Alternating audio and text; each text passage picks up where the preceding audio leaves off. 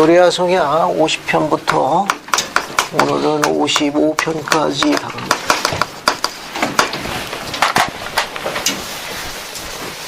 그래서 어디를 보시는가 하면은 교리야성약 50편 보세요. 50편 성구를 먼저 한번 읽어봅시다. 우선 2절, 3절을 먼저 한번 읽어볼게요. 영에 관한 거예요. 우선 성구를 먼저 읽죠. 자, 그러면 소원소 형제님 2절, 3절을 부탁드립니다. 보라, 진실로 내가 너희에게 이르노니 땅에 나아가 있으면서 세상을 속이는 거짓 영이 많이 있느니라. 또한 사탄은 너희를 넘어뜨리고자 너희를 속이기를 구하였느니라. 감사합니다. 거기 보면 2절에 세상에 어떤 영이 있다고 그랬습니까?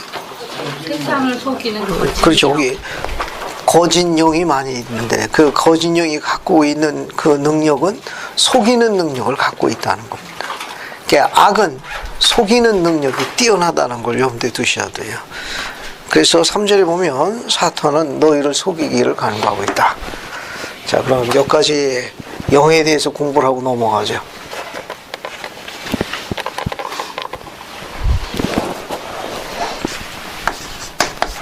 영은 크게 영의 존재, 세 존재로 나누어집니다.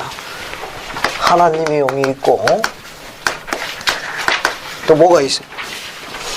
영의 존재가 세 가지가 있는데 선지자 조셉 스미스의 가르침에 의하면 영의 존재, 지상에 존재하는 겁니다. 이 존재니까 지금 현재 지상에 존재하고 있는 영의 존재는 크게 세 가지가 있다. 그 중에 하나는 하나님의 영입니다. 그 다음에 뭐가 또 지상에 존재하고 있습니다. 계시된 거 50편 2절과 3절에 있는 것처럼 사탄의 영, 보통 악마의 영이라고 그러죠. 악마의 영, 데빌, 악마의 영. 또 어떤 영이 또 하나 있습니까? 하나님의 영, 악마의 영. 그렇죠. 우리 자신의 영이 있습니다. 우리 자신의 영이 있어요.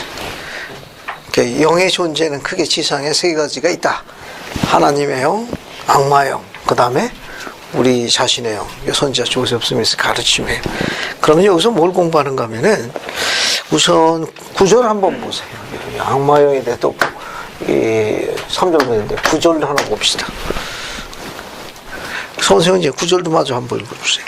그런즉 모든 사람은 저마다 내 앞에서 진리와 의의 안에 있지 아니한 것을 행하지 아니하도록 조심할지어다. 감사합니다. 그 9절에 뭘 조심하라고 그랬습니까? 자기가 하나님의 영으로 인도되어져 있다고 이야기하지만 속이는 영에 인도되어질 수 있다는 걸 주의해라, 그런 말입니다. 자기 딴에는 하나님의 영으로 인도되어지고 자기는 진리 안에 거한다라고 이야기하지만 사실은 그렇지 않을 수도 있다는 겁니다. 우리 대학부 교재에 그 선지자 조셉이 설명한 재미있는 내용이 있습니다. 107쪽 보세요. 107쪽. 107쪽. 107쪽. 자, 107쪽을 보시면 교리야성약 50편 2절부터 9절에서 사탄은 거짓 시언으로 인간을 속이려 함, 그렇게 나와 있죠? 네. 자, 거기 첫 줄 보세요. 선지자 조셉 스미스는 이렇게 이야기했다. 악마는 뭘 가지고 있다고 그랬습니까? 조셉이 속이는 힘을 갖고 있다는 거예요. 그는 사물을 놀랍게 변질시켜가지고 하나님의 뜻을 행하는 자들 아연케 하는 그런 특별한 능력이 갖고 있다. 그래서 후계 성도들은 사탄의 속임을 받지 않으려면 주님의 훈계에 따라야 하며 모든 자로 하여금 내 앞에서 진리와 의 아닌 것을 행하지 않도록 삼가 조심하도록 권고하고 있다. 건너뛰어가지고 그 인용문 위에서부터 하나, 둘, 셋, 넷, 다섯, 여섯, 7번째 줄 보세요. 7번째 줄 보면은 구세주께서는 조셉 스미스에게 찾았어요? 전시현자님 한번 읽어보세요. 구세주께서는 요셉 스미스에게 어떤 가르침은 사람으로부터 나온 것도 있고 라고 알려주셨다. 어떤 계명은 악마로부터 나온 것도 있으나 이러한 것도 주로 인간의 행동을 통하여 나타난다. 이런 거짓 영들은 여러 가지 방법으로 모든 지역 사회에서 나타난다.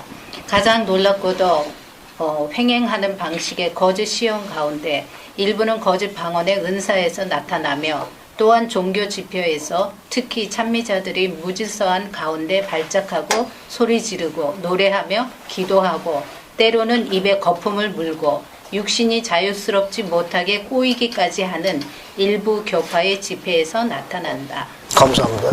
이것이 교재 안에 있는 내용은 주의 깊게 봐야 합니다. 여기에 관련되어 있는 다른 교파에 있는 사람들이 보게 되면 돌로 들고 달려들을 거예요.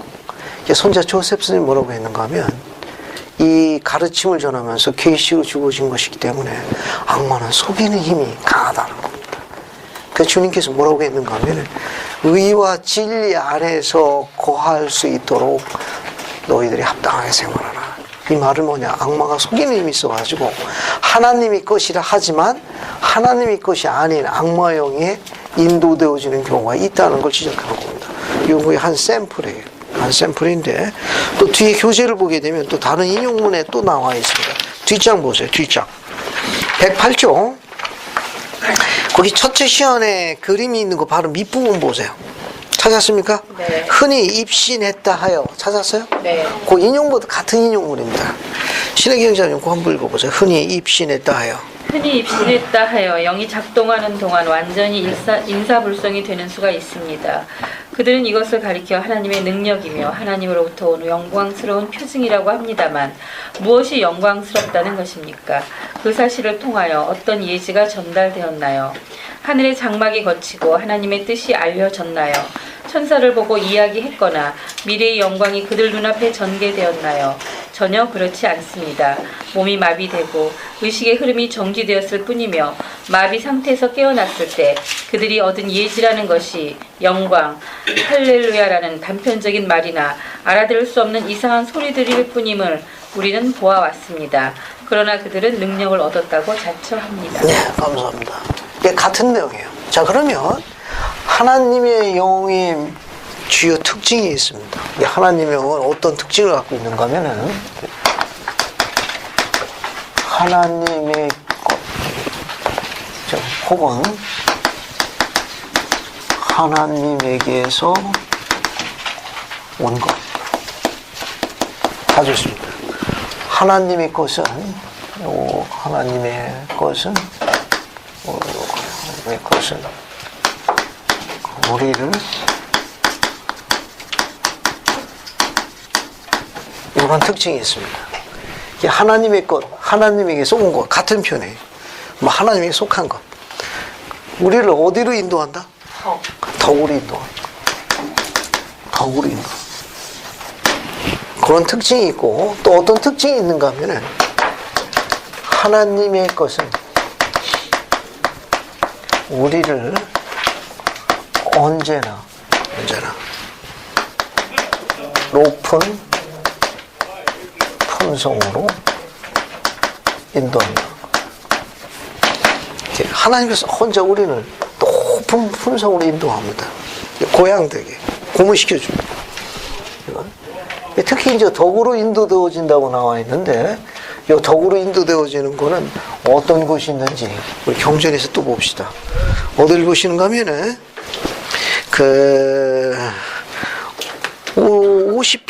50편 보세요. 50편 20절부터 23절까지 한번 읽어보겠습니다. 50편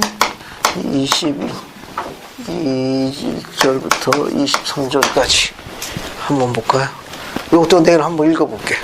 이영희 자매님 한번 읽어보세요. 21절부터 23절까지. 그러므로 진리의 영으로 말미암아 말씀을 받는 자가 말씀이 진리의 영으로 말미암아 전파되는 대로 받는 것임을 너희가 이해하지 못하고 알 수 없음은 어쩌느냐. 그런즉 전도하는 자와 받는 자는 서로를 이해하고 둘 다 교화되며 함께 기뻐하느니라.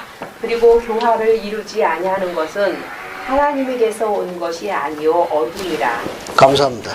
자, 거기 보면 그 내용에 보게 되면 여기 50편 22절에 하나님의 교회에서는 어떤 특징이 있는가 하면은 서로를 뭐 한다고 그랬어요?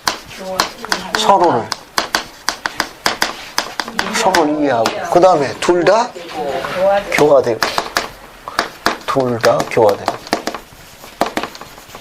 그 다음에 또 뭐가 있어요? 함께 기뻐하는 거예요.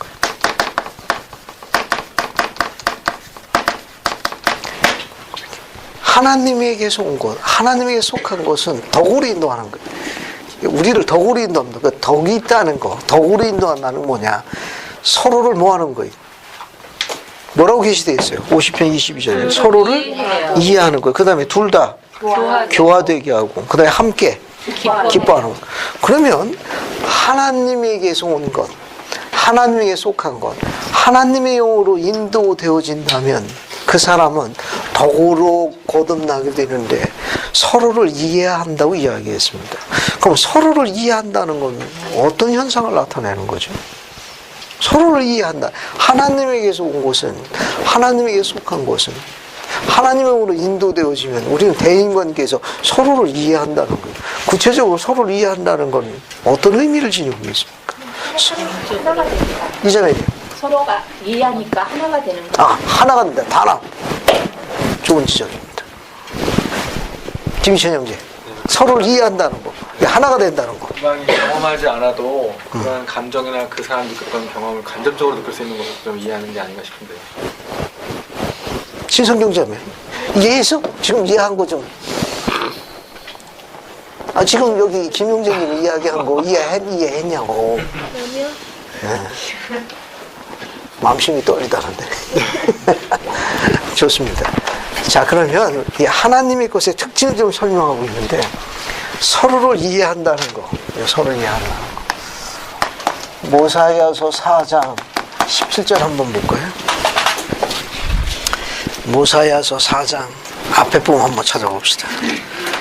모사야서 4장 13절이네. 정정합니다. 13절이네. 모사야서 4장 13절. 4장 13절 봐요.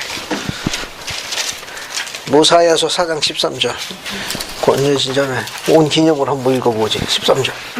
또 너희는 서로 상하게 하려는 마음을 갖지 아니할 것이며 도리어 평화롭게 살려 하여 각 사람에게 그에게 당연한 것을 돌리고자 하는 마음을 갖게 되리라. 감사합니다. 여러분 첫 번 맨 앞 문장이 뭐가 되겠습니까? 서로 상하게 하려는 마음. 그렇죠. 감사합니다. 예, 서로를 이해한다는 건 뭐냐면은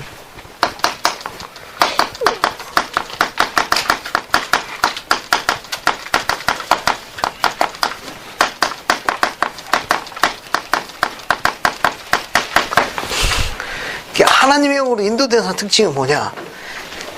상처받지 않도록 배려해 주는 거예요. 그게 서로를 이해한다는 건 김희철 형제님 이야기, 이 진주자님 두 개가 다 맞는 거예요. 그럼 하나로 그걸 묶으면 뭐냐? 상처받지 않도록 배려해 주는 거예요. 여기 우리가 지금 언급한 대로 너희는 서로 상하게 하려는 마음을 갖지 아니할 것이며, 하나님의 영으로 인도되어지는 사람은 배려합니다. 상처받지 않게 한다는 중요한 특징을 갖고 있어요. 근데 우리가 후기 성도를 하면서 상처 주는 경우가 왕왕 있거든요. 왕왕 있습니다. 유대인들의 그 랍비들이 기록한 탈무드라는 책에는 몇 가지 흥미있는 기록이 있습니다. 예를 하나 들어볼게요. 어때요? 여러분 토끼 알죠? 토끼. 네. 토끼. 토끼가 화나면 무서워요? 진짜면 토끼 화나면 무섭습니까? 안 무섭대요. 가서롭지. 사자 알죠? 사자. 사자는 웃어도 어때요? 무서워요. 무서운 거예요. 토끼는 한 번 화내도 무서워하는 사람 없어요. 화내봤자 가소롭지.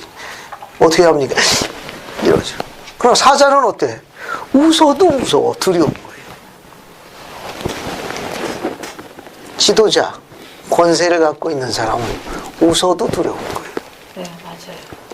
그러니까 본인은 웃는데 토끼 같은 사람들한테는 웃어도 무서운 거예요. 이해하시겠죠? 네. 웃어도 두려운 거예요.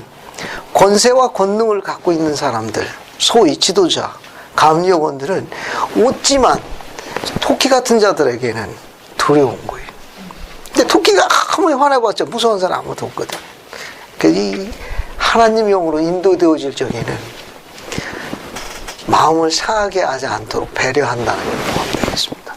서로를 이해한다는 건 보호한다는 뜻.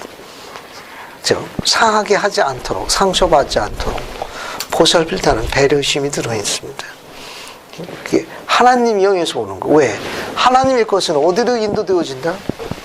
덕으로 인도되어진다고 되어 있어요. 덕으로 인도되어진다는 건 세 가지예요. 서로를 이해하고 상처 주지 아니하고 또 상처를 받지도 아니하도록 이렇게 배려하는 거. 두 번째는 뭡니까? 둘 다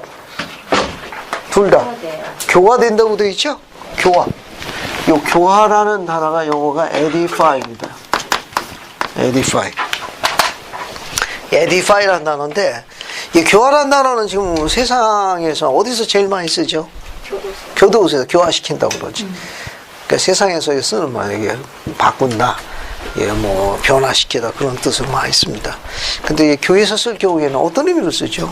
edify라는 단어는 교회 안에서 쓸 경우에 둘 다 교화되며 이렇게 되어 있는데 교회 안에서 우리가 사용할 적에 이 교화라는 단어는 어떤 의미로 사용되어집니까?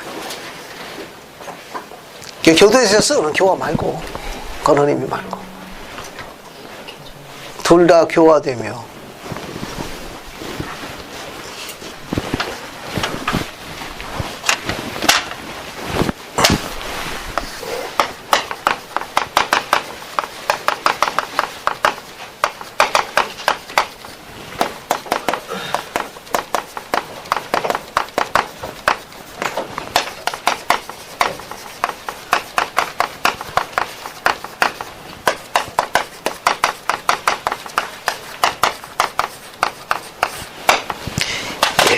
그리스 앞으로 더욱 가까이 나아가도록 인도되어진 모든 가르침이나 모든 행위를 전부 edify라고 그래요. 교화하다, 교화시키다. 교화라는 단어를 그런 의미로 많이 씁니다. 그러니까 그리스 앞으로 더욱 가까이 나가도록 도와주는 모든 행위나 가르침을 전부 edify 한다고 그래요. 그러니까 둘 다 교화된, 둘 다 누가 앞으로 더 가까이 나가는 겁니까? 그리스 앞으로 더욱 가까이 나가는 거예요. 궁극에는 서로 주 닮은 자가 되는 거예요. 그리스 향기로 남는 겁니다. 그러면 마지막은 어떻게 되어 있습니까? 둘 다 교화되고 그다음에 어떻게 되어 있어요? 함께 기뻐 행복해진다 그런 뜻이에요. 그것을 우리가 뭐라고 그러냐? 하나님의 것은, 하나님에 속한 것은 우리를 뭘로 인도한다? 덕으로 인도한다. 덕으로 인도해지는 것은 세 가지 주요 특징인데 서로를 뭐하고? 이해하고 둘 다 교화되며 그 다음에 함께 기뻐 행복해져. 요 세 가지 요소에 관여되지 않으면 주님께서 이야기하는 것처럼 하나님의 것이라고 내가 이야기하지만 그렇지 않을 수도 있다는 걸 가르치신 거예요. 자기는 좋은 뜻으로 또 그분의 그 영광을 위해서 이제 임무를 수행한 거지만 그쪽에서 상처를 받는다든지 그리스 앞으로 나가기는커녕 오히려 제한받는다든지 기뻐하기는커녕 두려워한다고 그러면 그건 좀 들여다보아야 된다 그런 말입니다. 좀 정리가 되었습니까? 이건 이게 하나님의 것은 이게 하나가 되게 하는 거예요. 둘 다 서로 같이 하나님께 가까이 나아갑니다. 또 그런 과정에서 서로 기뻐하는 거예요. 서로 행복해지는. 그 다음에 하나님의 것은 우리를 언제나 이게 높은 품성으로 인도해 줍니다. 그러나 악마의 것은 안 그래요. 여기 나와 있는 이 악마의 것은 교리서야 50편 23절에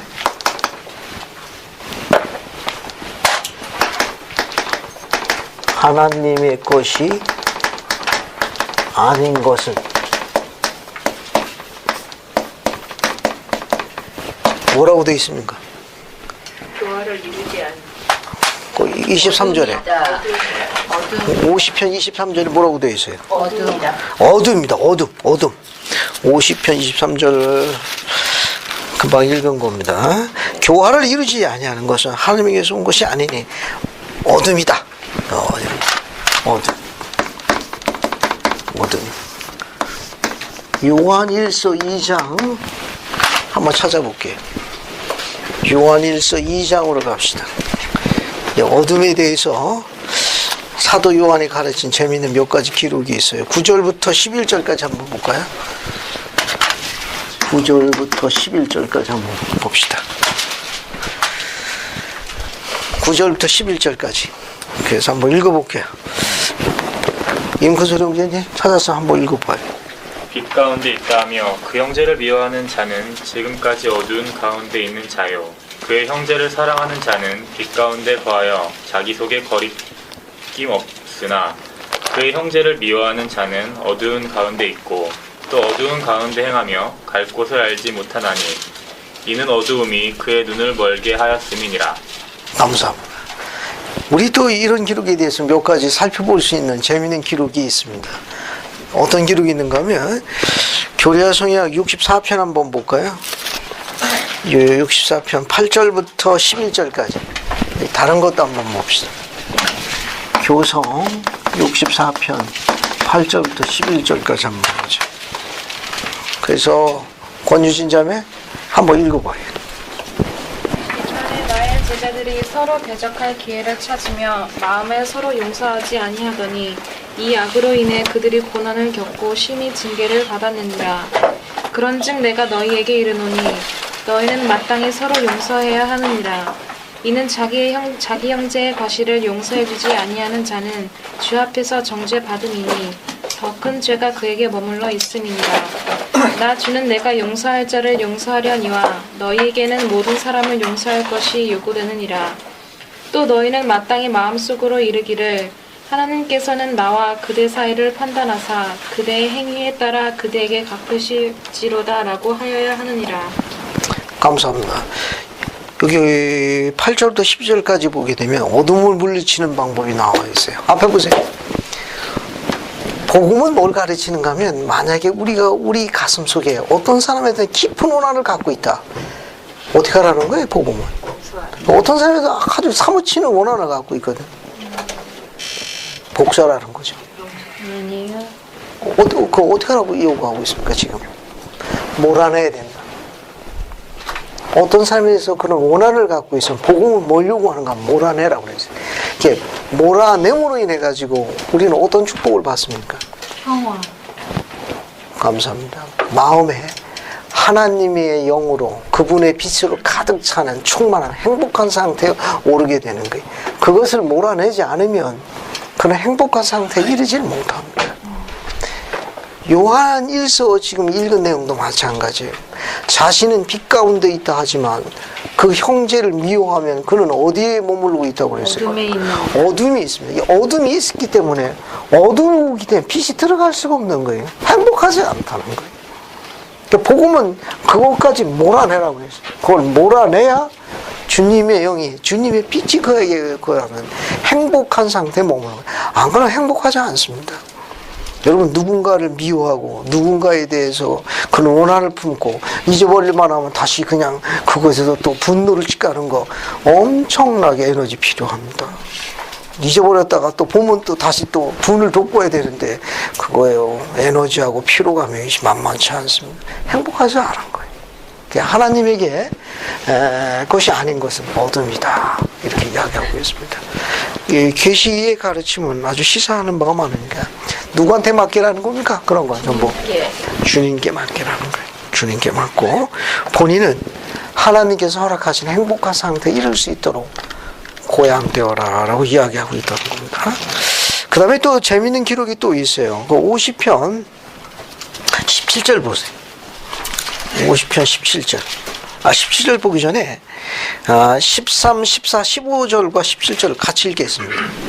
교리와 성약 50편 13절부터 시작해가지고 15절까지 읽고 그다음 17절 같이 읽어볼게요.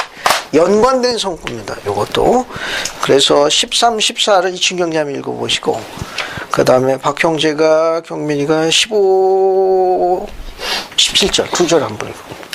그런즉 나 주는 이 질문을 너희에게 하노니 너희는 어떤 것에 성림 되었더라.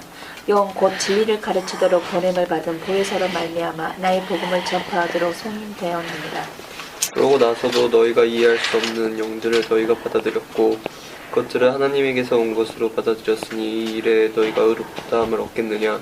진실로 내가 너희에게 이르노니 나에게 성림을 받아 진리의 영으로 보혜사로 말미암아 진리의 말씀을 전파하도록 파송된 자는 진리의 영으로 말미암아 이를 전파하느냐 아니면 다른 어떤 방법으로 하느냐. 감사합니다. 여러분 13절에 너희는 어떤 일에 성임되었느냐? 어디에 성임되었냐고 질문하셨습니까? 나 주는 이 질문을 너희에게 하는데 너희가 어떤 곳에 성행되었느냐? 그 질문대가 답은 뭡니까? 14절에. 그렇죠. 복음을 전파할 때 뭐로 가르치라는 거예요? 영으로. 진리의 영으로 전파해야 되는데 너희가 진리 영으로 전파했는데 왜 가르침을 받는 자들이 거듭나지 않느냐? 그럼 너희들은 그러면 어떤 영으로 전파한 거냐? 이제 전파한 자나 가르침을 받는 자가 둘 다 서로 이해하고 교화되고 함께 기뻐야 되는데 왜 한쪽은 기쁘지도 않고 교화되지도 않고 이해하지도 못한 이건 그럼 너희들이 대관적으로 뭘로 전한 거냐? 그 너희들은 하나님의 것을 전했다 하는데 어떻게 된 거냐? 그럼 어떤 것으로 전한 거냐? 17절에 진리의 말씀을 전파하다 파송된 자가 진리용으로 말미암아 전파하느냐? 아니면 다른 어떤 것으로 했느냐? 그런 말입니다. 하나 더 적어볼게. 하나 더. 뭐가 있는가 하면은 우리가 하나님의 것을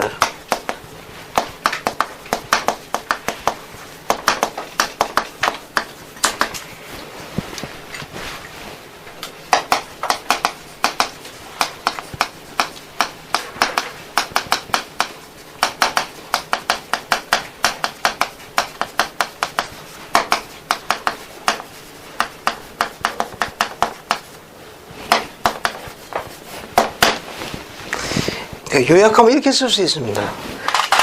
지금 50편 17절 내용은 뭐냐면은 우리가 하나님의 것을 가르친다고 하더라도 뭐와 함께 하지면 영이 함께 하지면 하나님의 것을 가르친 게 아니에요. 하나님의 것을 그분의 것을 전하는 게 아닙니다.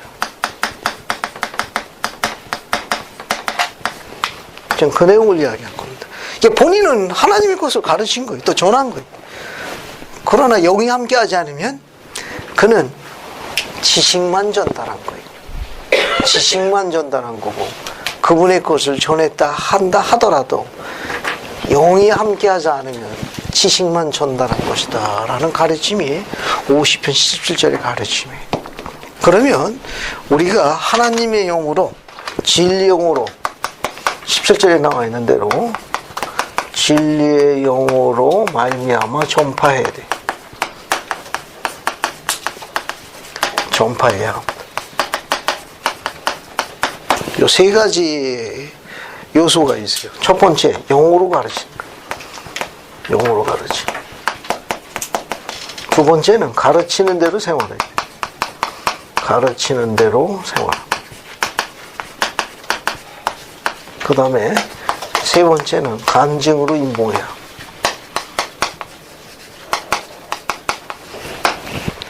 진리용으로 말미암아 전파해야 되는데 이 세 가지 구성 요소를 갖고 있습니다. 자, 반복해서 따라서 한번 해봅시다. 영어로 가르침, 영으로 가르침, 가르치는 대로 생활함, 가르치는 대로 생활함, 간증으로 임봉함. 간증으로 임봉함. 요 영어로 가르치면 42편 14절을 읽어보겠습니다. 여러분이 잘 하시는 성과예요. 42편 14절로 갑니다. 장미진 자매님 한번 읽어봐요. 42편 14절.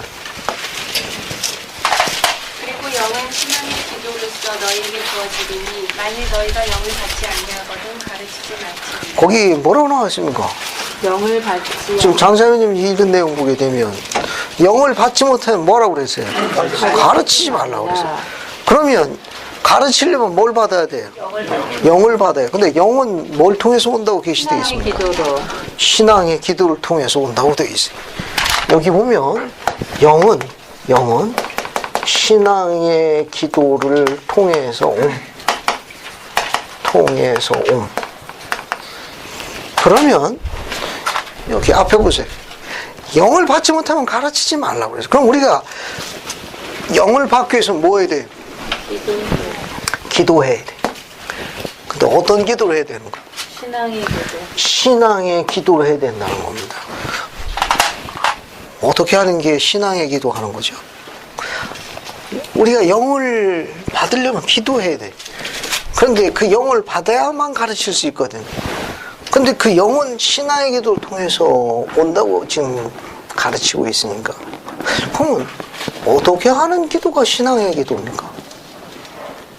어떻게 기도해야 신앙의 기도가 돼서 영이 우리에게 임하게 되는 거예요? 진실된 마음으로. 진실된 마음으로. 뭐 잉크스 형제 신앙의 기도에 대해서 영이 신앙의 기도를 통해서 온다고 그래요. 여기는 진실한 마음으로.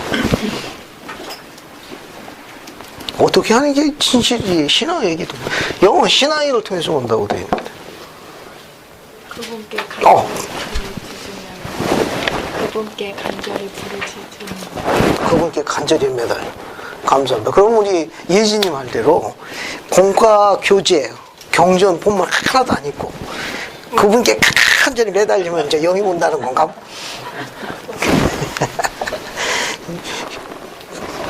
우리가 공과를 준비하려면은 경전 본문도 있죠. 최소한 몇 번 정도 읽어야 합니까? 본문은 3번 정도 읽어야 돼. 기본이요, 기본. 예, 공과 교사가 공과를 가르치려면 경전의 그 본문을 3번 읽어야 돼. 최소한. 알겠습니까? 3번 정도는 꼭 읽어야 돼. 한 번은 개관을 알기 위해서 읽고, 두 번째는 거기서 어떤 원리가 있는지 주의 있게 살펴봐야 합니다. 3번째 읽으면서 적용할 수 있는 걸 찾아야 돼요. 시어링 할 수 있는 거. 그 최소 3번은 읽어야 돼. 근데 한 번만 읽어도 잘했다고 생각하죠. 그죠? 그 다음에 지금 이야기한 거 뭐냐. 공과 교사가 공과를 준비할 적에 조금 전에 이야기한 대로 경전 본문도 3번 읽어야 되고 또 교재 내용도 심취해서 읽어야 합니다. 그래서 반원을 평가해가지고 반원에게 어떤 것을 전해야 될지 반원 중심으로 공과를 준비해야 돼요. 교사 중심으로 하는 게 아니고 반원에게 어떤 것을 전달해 줄지 어떤 걸 적용해야 될지 이런 거 연구하고 또 그런 것을 잘 할 수 있도록 뭘 주님께 간구하는 겁니까? 어떻게 적용할 수 있는지 어떻게 가르칠 수 있는지 기도하죠. 그죠? 그런데 경전 본문도 안 읽고 교재도 안 읽고 아무것도 그냥 오로지 주님께 그죠? 영 주세요. 영이 없으면 못 가르칩니다. 그렇게 하면은 약간 문제가 좀 복잡해지죠. 신앙의 기도에 관한 킴 부회장님의 인용문이 하나 있습니다. 여러분 인용문 하나 읽어보죠. 여기 보세요. 여기 50-5에 화살표 밑에 따라가면은 직사의 경이 하나 있습니다. 찾았어요? 거기 영적인 지식은 찾았습니까? 네. 영적인 지식은 단지 구한다고 얻을 수 있는 것이 아니며 기도만으로 충분하지는 않습니다. 그러니까 영적인 지식은 단지 구한다고 얻을 수 있는 것도 아니고 기도만 한다고 충분한 것은 아닙니다. 신앙의 기도는 뭘 통해서 오는 거예요? 두 가지를 통해서 온다. 두 가지 경로. 하나는 인내. 하나는 헌신을 통해서 오는 거예요. 인내와 헌신을 통해서 오는 거예요. 그러니까 하나님이 그것을 가르치는 교사는 신앙의 기도를 통해서 영이 주어지는 겁니다. 그 영이 주어지는 그 신앙의 기도는 하나는 뭡니까? 인내를 통해서 주어지는 거예요. 또 하나는 헌신을 통해서 주어지는 거예요. 이 두 가지를 잘 기억하십시오. 그러면 훨씬 더 가까이 생활하는 데 도움이 될 거예요. 그다음에 두 번째, 가르치는 대로 생활함. 가르치는 대로 생활함. 이 문장을 바꿨으면 복음대로 생활함 이렇게 써도 돼요. 같은 표현. 같은 설명. 그게 진리 영어로 가르치기 위해서는 영어로 가르치되 그 영의 인도를 받기 위해서 중요한 게 뭐냐? 복음대로 생활해야 돼. 가르치는 대로 생활해야 합니다. 그래야만 영을 인도받을 수 있어요. 거기 인용문이 있으니까 인용문 한번 보세요. 그 인용문 조세 F 스미스. 거기 보시면 행하지 않는 사람은 어느 누구도 영으로 가르치지 못합니다. 우리의 영의 권세는 어디서 오느냐? 어디서 오는 거예요? 복음대로 생활할 때 오는 거예요. 복음대로. 그게 지금 문장이 좀 어려우는데 가르치는 대로 생활하는 사람 지상에 딱 한 분 계시죠? 이 가르치는 대로 생활하신 분 누가 있습니까? 예수 그리스도. 우리는 가르치지만 가르치는 대로 생활하기에 제한받잖아요. 딱 한 분 계신 거예요. 그래서 그분이 우리의 모범이 되시는 거예요. 우리의 모범이.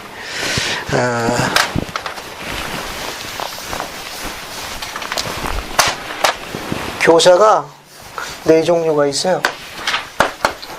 보통 교사가 있고, 보통 교사 좀 좋은 교사가 있어요. 좋은 교사. 좋은 교사보다 더 좋은 교사가 있습니다. 우리 어떤 훌륭한 교사가. 우리가 원하는 건 맨 위인 위대한 교사를 원하는 거예요. 어떤 교사가 보통 교사죠? 말만 하는, 말만 하는 교사. 말만 하는 교사. 좋은 교사는 설명을 덧붙여줘. 근데 질문하면 질문에 대해 설명을 덧붙여줍니다. 설명을 더해주는 교사. 더해주는 교사. 훌륭한 교사. 어떤 교사가 훌륭한 교사입니까? 훌륭하다는 건 모범을 보이는 교사예요. 그럼 위대한 교사는 영어로 가르치는. 영어로 가르치는.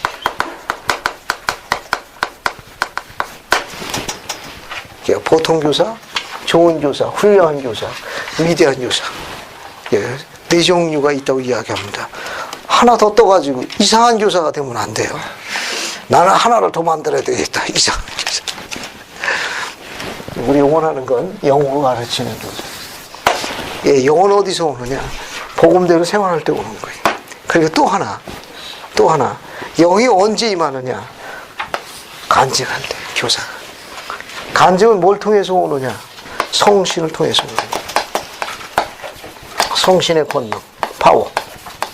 성신의 권능을 통해서 오는 것. 이게 간증으로 임봉한. 이 간증으로 임봉한다는 걸 우리가 보통 뭐라고 그러는 건 교사의 옥새라고 해요. 옥새가 무슨 뜻이죠? 왕의 도장. 그걸 옥새로. 이게 교사의 옥새는 간증으로 마감하는 거예요. 간증으로 임봉하는 거. 그때 성신을 통해서 영이 임하는 거예요. 우리 인용문이 재밌는 게 있으니까 인용문 하나 보세요. 여기. 커다란 직사각형을 해가지고 보리검령 회장님 하신 말씀이 있어요. 찾았습니까? 네. 그거 한번 읽어볼게요. 박은영 자매님 한번 읽어보세요. 가령 여러분이 여기 앞장 여기 우측편 맨 밑에 가령 여러분이 성서를 창세기로부터 요한계시록까지 샅샅이 다 읽었고 여러분이 제시하는 말을 하나하나 논리적으로 입증한다 하더라도 그것만으로는 사람들을 개종시킬 힘을 갖지 못할 것입니다. 성신의 권능에 의한 간증 이외에는 그 어느 것도 사람들에게 빛과 지식을 주어 그들의 마음을 회개하게 하지 못할 것입니다. 성신의 권능 이외에는 효과를 나타내지 못할 것입니다. 감사합니다. 개심, 개종, 사람을 바꾸는 힘은 어디서 온다는 거예요? 성신의 권능. 성신을 통해서 오는 거예요.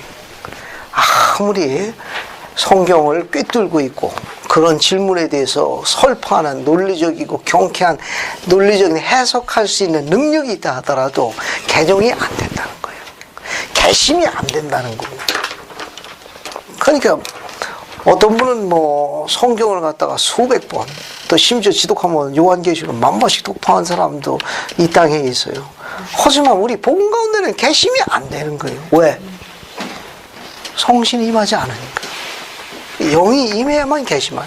그래야만 하나님의 것을 알 수 있어요. 심지어 이 영이 얼만큼 중요한가 하면 다른 건 다 내가 허락을 해도 후기송도만은 안 돼. 경전을 꿰뚫고 있지만 그 교회는 이상한 교회. 이렇게 이야기할 수 있거든요. 그건 영이 함께하지 않아서, 성신이 함께하지 않아서 그래요. 이 직사각형에 있는 이 말은 보리검령 회장의 말씀을 시사하는가만 우리를 사람을 바꾸게 하는 건 성신이 임할 때만 가능한 거예요. 그래서 교사가 가장 중요한 교사의 능력은 간증으로 임봉하는 거예요. 간증으로 임봉할 적에 성신이 그 클래스임에서 함께 교화되는 겁니다. 이 인용문 이거 읽고 성경 앞으로 경전 뭐 샅샅이 읽을 필요가 없네 그렇게 생각하시면 안 돼요. 공부 열심히 해야 돼. 이거 읽구나. 샅샅이 읽어도 별별 없구만 그래요. 이렇게 생각하시면 안 돼. 그래도 열심히 해. 그 과정이에요. 뒤로 넘어갑니다. 50편 27절 보세요. 50편 27절. 자, 50편 27절 보세요. 첫 줄만 보세요. 첫 줄만. 거기 뭐라고 나와 있습니까? 첫 줄에. 그런즉 그는 모든 것의 소유자니. 자, 모든 것의 소유자니. 여러분 유인물 두 번째 장에 거기 인용물을 하나 덧붙여 놨습니다. 50-6을 보세요. 50-6. 50-6을 보세요. 봤습니까? 네. 거기 선지자 조셉 스미스 가르침이 있어요.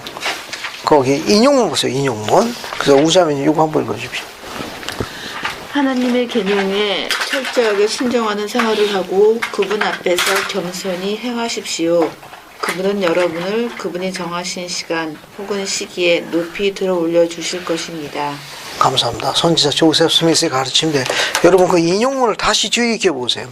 하나님의 계명에 철저하게 순종하는 생활을 하고 그분 앞에서 겸손히 행하십시오. 왜 이렇게 이야기했느냐? 즉 그분은 여러분을 그분이 정하신 시간 혹은 시기에 그분이 높이 들어주시기를 허락한 시기가 있기 때문에 그 시기까지 우리는 어떻게 해야 돼요? 주 앞에 바르게 걸어가야 한다는 겁니다. 그러니까 여러분 개개인마다 주님께서 정해놓은 시간이 있다는 거예요. appoint라고 했어요. appointed, 즉 지정되어져 있는 time or period, 지정되어진 시간 혹은 시기가 있다는 겁니다. 그 시기가 돼야 주님께서 높이 들어다 주시는 거예요. 다 여러분에게 그 시기가 있습니다. 그 시간이 있고 그 지정된 시기까지 충실하게 그분 앞에 생활해야 돼요. 그러면 그분이 때가 되면 어떻게 된다? 들어올려 주시는 거예요. 그래서 그분 앞에서 계명을 충실히 생활하게 되면 그분이 들어올려 주니까 아무것도 안 하는 가운데 들어올려 주는 게 아니라 우리 스스로 구원할 수 있는 자립의 능력을 축복해 주신다는 뜻도 포함되어 있습니다. 천사가 방문해가지고 시험을 대신 봐준다든지 아니면 어떤 기적적인 어떤 초자연적 현상을 이야기하는 게 아니에요. 그게 아니고 주 앞에 바르게 생활하다 보면은 우리 구원의 능력이 우리를 구원할, 우리를 속박에서 건져낼 수 우리 스스로의 능력이 더 커지는 거예요. 향상되는 거예요. 그걸 축복해 주시는 거예요. 지금 이제 그러한 시간과 시기를 그분께서 appointed, 정해놓은 게 있다는 겁니다. 그래서 그분은 그런 시간과 시기를 우리 각자마다 정해놓은 시기가 있다는 걸. 그래서 그분께서는 그것을 품 안에 그분이 안고 계시다는 거예요. 그래서 쉽지는 않지만 그래도 불가능한 건 아니에요. 그 주 앞에 그분께서 들어오실 그 시간과 그 시기가 올 때까지 복음 가운데 열심히 생활해야 합니다. 이게 하나님의 지혜라고 그래요. 우리는 정확하게 그 이유는 현재 잘 알려져 있지는 않습니다. 유념하실 점이 하나 있어요. 세상에서 한간에 하는 말 중에 하나가 늦게 피는 꽃이 향기가 그득하고 오래가는 법. 일찍 피는 꽃이 있고 늦게 피는 꽃이 있습니다. 그렇게 여기저기 우회해서 가는 길도 있고 직선 코스로 가는 길도 있습니다. 우리 자녀들 가운데 어느 누가 부모에게 기쁜 소식을 가져다 주는 걸 싫어하는 자녀가 누가 있어요? 우리 자녀들 다 그런 마음 갖고 있어요. 기쁜 소식을 가져다 주기 위한 그 소망을 다 갖고 있는 자녀들입니다. 그런데 그 접근 방법이 때로는 하나님의 지혜에 따라 다양해질 수 있다는 걸 염두에 두셔야 돼요. 때로는 그게 걸림돌이 될 수도 있고 큰 좌절과 아픔을 갖고 올 수도 있습니다. 그렇다 하더라도 선지자 조셉의 가르침 때문에 주님이 정해놓은 시기와 시간이 될 때까지는 그 길을 벗어나면 안 돼요. 오히려 더 주님께 예진이가 얘기한다면 더 간절히 철저하게 처절하게 그분께 매달려야 돼요. 그분의 자비를 구해야 합니다. 그렇게 해서 그분의 뜻이 우리에게 임할 수 있도록 그분께 도움을 간구해야 합니다. 그럼 그분이 그런 시기를 조정해 주거든요. 이 위대한 가르침이 몰몬경에 일부 나와 있습니다. 그래야만 모든 걸 소유할 수 있어요. 모사야서 7장 33절 한번 보겠습니다. 어떻게 해서 우리가 모든 걸 다 소유하느냐? 자, 디마이 왕이 설명한 게 하나 있어요. 모사야서 7장 33절 한번 볼까요? 7장 33절 한번 보겠습니다. 이것도 재미있는 기록입니다. 김정환 형제 7장 33절 한번 크게 읽어봐요. 그러나 만일 너희가 마음의 뜻을 다하여 주께로 돌이키고 그를 신뢰하고 부지런히 마음을 다하여 그를 섬길 터이면 만일 너희가 이를 행하면 그는 자기의 뜻과 기뻐하시는 바를 쫓아 너희를 속박에서 건져내시리라. 감사합니다. 거기 세 가지가 나와 있어요. 거기 세 가지 뭐가 나와 있는가 하면 너희가 마음의 뜻을 다하여 주께 뭐 하라고 그랬습니까? 돌이키는 겁니다. 그분께 턴하는 거예요. 그분께 돌이키고, 두 번째는 그분을 신뢰, 의지하고, 세 번째는 부지런히 마음을 내 그를 섬기면, 이렇게 하면은 이것을 철저하게 그 앞에, 그분 앞에서 수행해야 돼. 그러면 만일 너희가 일을 행하면, 이렇게 행하면 그분은 뭐에 따라? 자신의 뜻에 따라 기뻐하시는 바를 쫓아. 이 말이 뭐냐? 여러분 각자 개인에게 그분이 높이 들어올려줄 어포인티드, 정해놓은 시간과 시기가 있다는 거예요. 그분의 뜻과 기뻐하심에 따라 우리가 갖고 있는 속박으로부터 어떻게 된다는 겁니까? 시기를 땡길 수 있다는 거예요. 늦출 수도 있고 땡길 수도 있어. 늦춰지는 이유는 마음을 다해서 주님께 안 돌아가서 그래요. 그분께 온 마음을 해서 의지 안 한 거예요. 정성과 불에서 섬기는데 부족한 거예요. 그러니까 자꾸 그게 딜레이 되는 거예요. 늦춰지는 거예요. 여기 나와 있는 이 성구를 유념하십시오. 다시 하게 됩니다만은 세상에서 잘 나가는 것처럼 보이는 건 전부 일시적인 거라는 걸 전도서에서 기록되어 있습니다. 모든 것이 헛되고 헛되도다. 하늘 안에서 내가 보니까 빠른 경주자라고 그래가지고 일찍 도착하는 것도 아니고, 능력 있는 자리가 있어가지고 먹는 것이 풍성한 것도 아니고, 모든 게 다 헛되고 헛되나 하늘 안에 주를 섬기는 자, 그 자가 복이 있다 하더라라고 전도서에 기록되어 있어요. 그게 세상에서 나가는 것들이 잘 나가는 것처럼 보이지만 다 헛되고 헛되니 영혼의 위로를 얻지 못함이라 라고 이야기하고 있습니다. 일시적인 현상이에요. 거기에 너무 집착하지 마십시오. 몰몬기 나왔는 기록은 뭐라고 되어 있는가 하면은 마음의 뜻을 다하여 주님께 돌아가야 돼. 턴해야 됩니다. 그리고 그분을 의지하고 정성과 분별해서 그분을 섬겨야 돼. 그러면 그분 뜻과 여러분 개개인에게 그분의 뜻이 있습니다. 또 그분이 기뻐하시는 바가 그의 목적이 있어요. 그것을 이루고자 때가 되면 그분이 그 속박에서부터 건져주시는 게, 그런 능력을 허락해 주신다는 게 포함되겠습니다. 그래서 주 앞에 철저하게 올바르게 생활하면서 그런 모든 것들을 소유하는 자로 축복받기로 한다. 그 내용이 50편 27절의 메시지 내용입니다. 그 다음에 이제 또 뭘 보시는가 하면은 교리하성양 50편 42절 보세요. 50편 42절. 50편 42절을 여러분 유인물의 50-8에다 한번 옮겨 적어 보세요. 50편 42절을 50-8 유인물에다 한번 옮겨 보세요.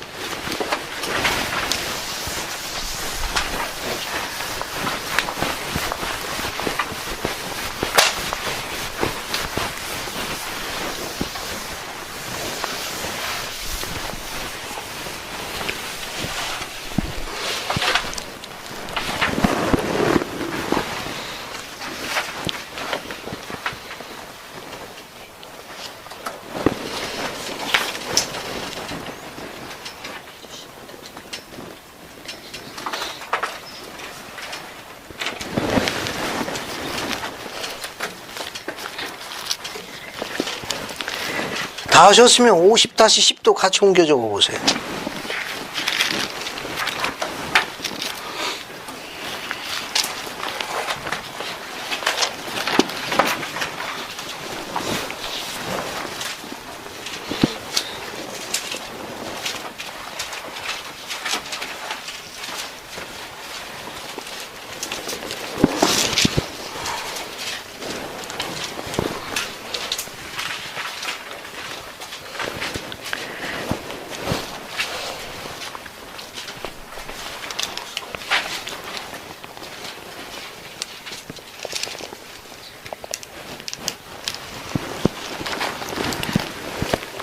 (50-8을) 하셨으면 50-10도 하세요.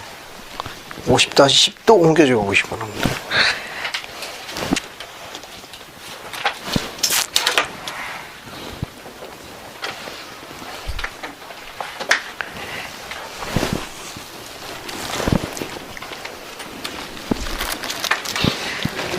다 적으셨으면 50편 42절부터 보세요. 그 성구 내용, 내 아버지께서 내게 주신 자 중에 하나도 이름받지 아니할 것이라. 누가복음 15장 24절로 하나 적으세요. 내 아버지께서 내게 주신 자 중에 하나도 이름받지 아니할 것이라. 누가복음 15장 24절 하나 적으시고, 그 다음에 44절 보게 되면 나는 너희 가운데 있나니 나는 선한 목자요 이스라엘 반석이니 이 반석 위에 세우는 결통코 넘어지지 아니할 것이라. 그 옆에다가 힐람에서 5장 12절이라고 쓰세요. 세미나리 암송송구 중에 하나입니다. 힐람에서 5장 12절. 그래서 힐람에서 5장 12절로 갑니다. 세미나리 암송송구예요. 그래서 이 송구를 한번 읽어보죠. 5장 12절. 5장 12절 한번 보세요. 맞습니까? 한번 읽어볼게요. 윤진아 자매님, 힐람에서 5장 12절 한번 읽어봐요. 그러니 이제 나의 아들들아, 하나님의 아들 곧 그리스도이신 우리 구속주의 반석 위에 너희가 너희의 기초를 세워야 함을 기억하고 기억하라. 그리하면 악마가 그의 강한 바람을 참으로 해리바람 가운데 그의 화살들을 내보낼 때 참으로 그의 우박과 그의 강한 폭풍이 너희에게 부딪힐 때 그것이 너희를 이겨 비천과 끝없는 재난의 심연으로 너희를 끌어내지 못하리니 이는 너희가 세워진 반석으로 인함이라. 이는 확실한 기초이니 만일 사람들이 그 위에 세우면 결코 넘어지지 아니할 기초니라. 감사합니다. 이 성구가 적용될 수 있는 중요한 몇 가지 인용문이 있습니다. 여러분 그 오늘날의 유인물 맨 뒷장에 보면 사진이 한 장이 있어요. 이 사진 한번 보십시오. 맨 뒷장에 여기 한 자제님이 중국에 계시죠? 네. 한 자제님 이제 열심히 지금 잠에 들어 있는데 그 잠자는 품을 미루어 봤을 때 이미지 형상이 어디 선한 아들 같습니까? 말 안 듣는 아들 같습니까? 말 안 듣는 아들. 신혜경 자매님 어떻게 해서 말 안 듣는다고 생각하셨어요? 잠자는 모습이 반듯하지도 않고요. 뭔지는 모르지만 진짜 떨어진 것 같아요. 그죠? 참 안 좋네요. 싫어합니다. 이 기사를 한번 읽어볼 테니까 신앙의 기도는 뭘 통해서 온다고 그랬죠?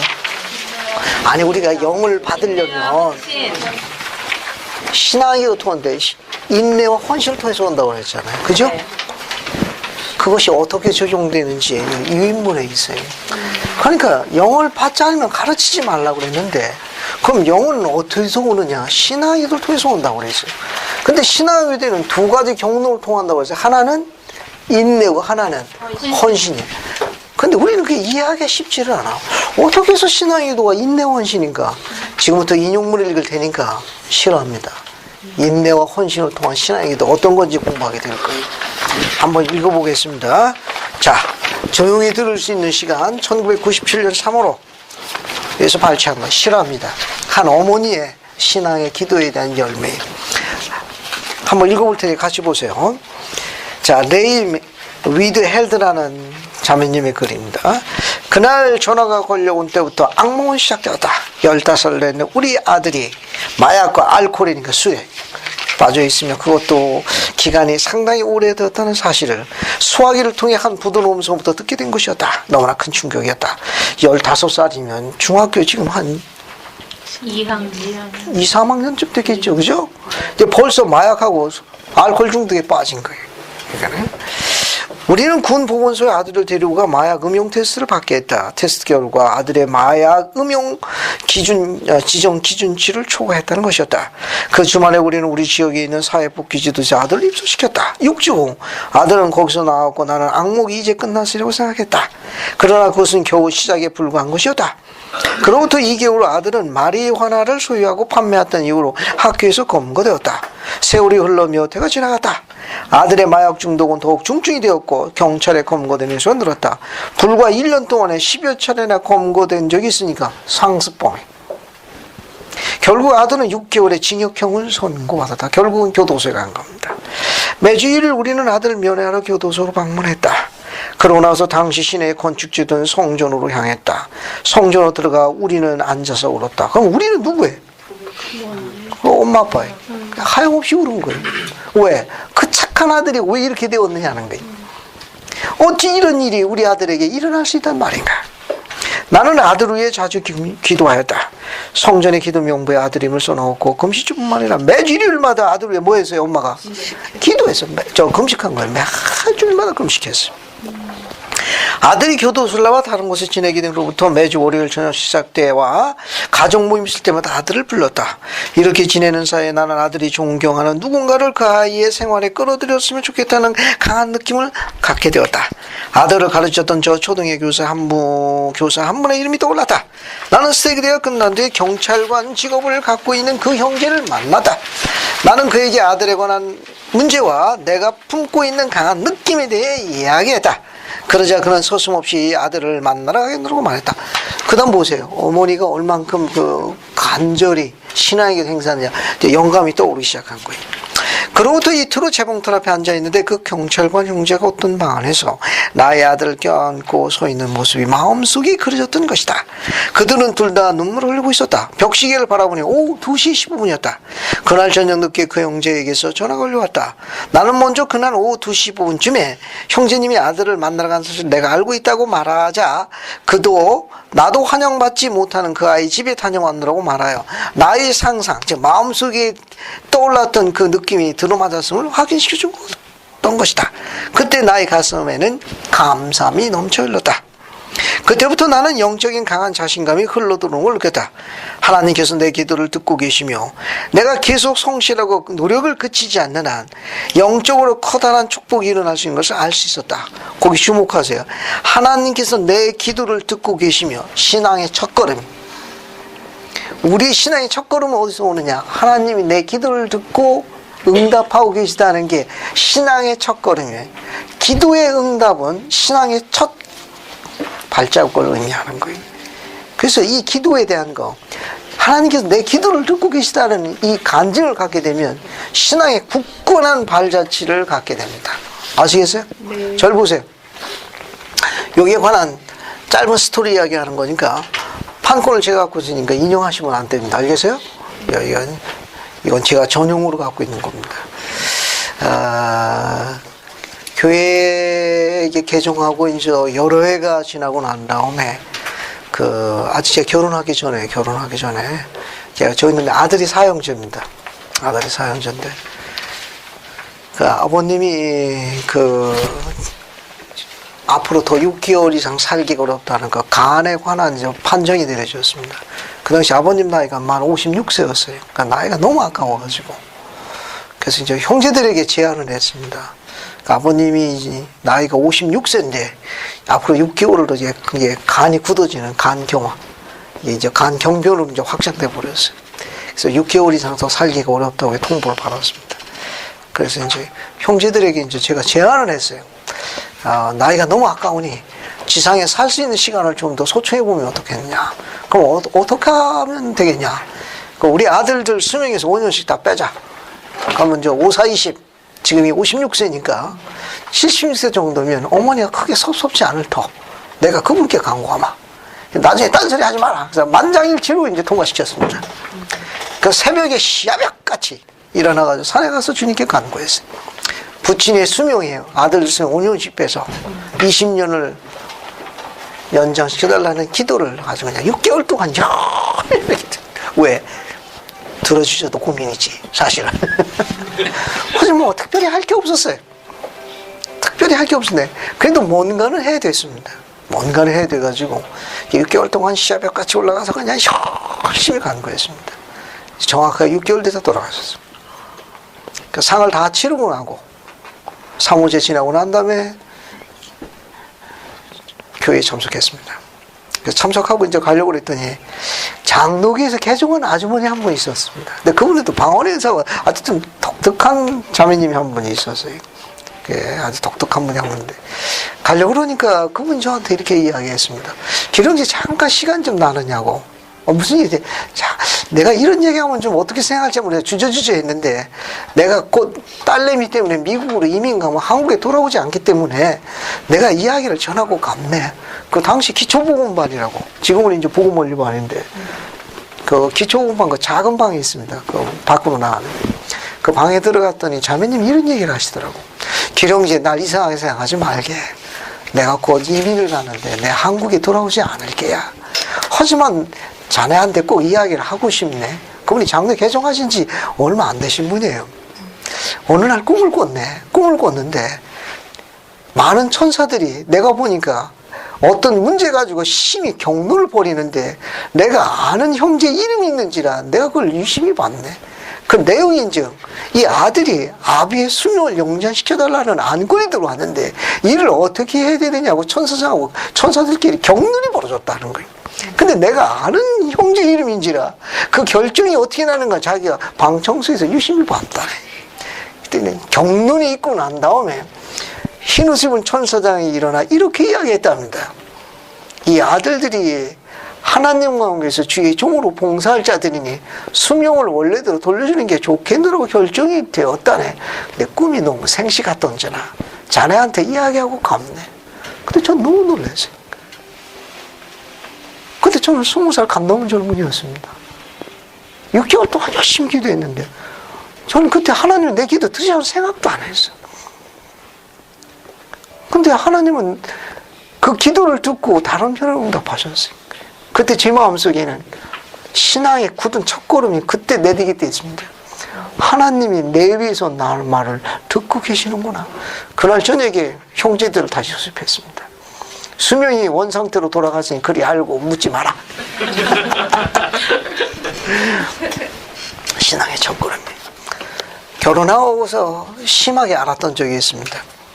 그래서 수술을 꼭 해야 될 수밖에 없는 그런 상황이었어요. 몸이 그냥 말할 수 없이 뜨겁고 몸이 타는 듯한 게 있으니까 아내가 손을 잡고 그냥 안절부절하는 거예요. 아내에게 제가 이야기했어요. 여보 너무 걱정하지 마오. 난 최소한 5년은 보장받은 사람이야. 아직도 그 이유는 잘 모르는 거예요. 신앙의 첫걸음은 하나님께서 내 기도를 듣고 계신다는 개인적인 간증입니다. 그것만 굳고 나면 인생을 살아가는데 약간 위에서 돌아가는 거에 대해서 너무 좌절하지 마세요. 그러니까 인간의 시간표예요. 어포인티드, 그분이 지정한 시간과 시기가 있어요. 그분이 어쩌면 뜻이 있어서 우회하게 가게 할 수도 있고 더 낮은 데로 내려 보낼 수도 있어요. 하지만 밑바닥에 가지 않는 한 그분의 뜻을 이해하기 어렵다는 것도 배워야 합니다. 맨 밑에 가야만 소리가 잘 들리는 법이에요. 다시 이야기합니다.